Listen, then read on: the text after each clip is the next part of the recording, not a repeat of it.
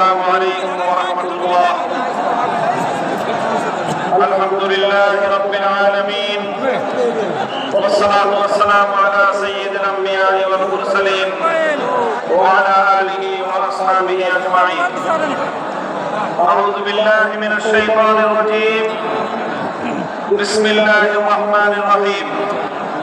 আল্লাযীনা in মাক্কান্নাহুম feel আরদ أقاموا الصلاة وآتوا الزكاة وأمروا بالمعروف ونهوا عن المنكر صدق الله العظيم।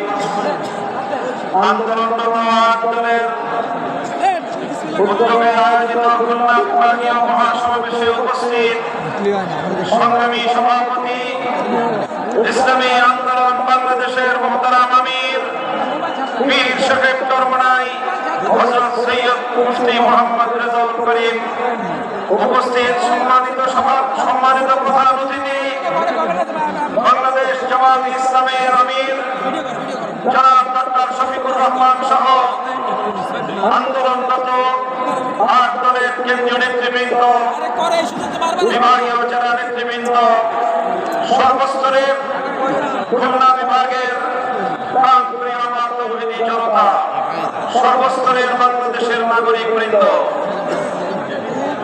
আজ বাংলাদেশের জুলাই অভ্যুত্থান পরবর্তী, জুলাই বিপ্লব পরবর্তী বাংলাদেশে দাঁড়িয়ে এই পর্যায়ে আমরা স্পষ্ট দেখতে পাচ্ছি বাংলাদেশের মানুষ দুই ভাগে বিভক্ত। একটি ভাগ জনবিচ্ছিন্ন, দেশ বিরোধী,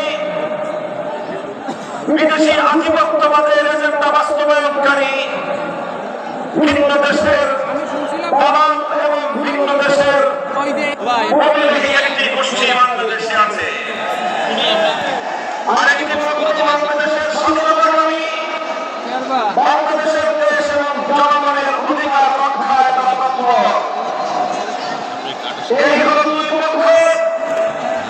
এই দুই পক্ষকে আরো সংক্ষিপ্তভাবে আমি চিহ্নিত করে থাকি বলি, বাংলাদেশ আজ দুই ভাগে বিভক্ত।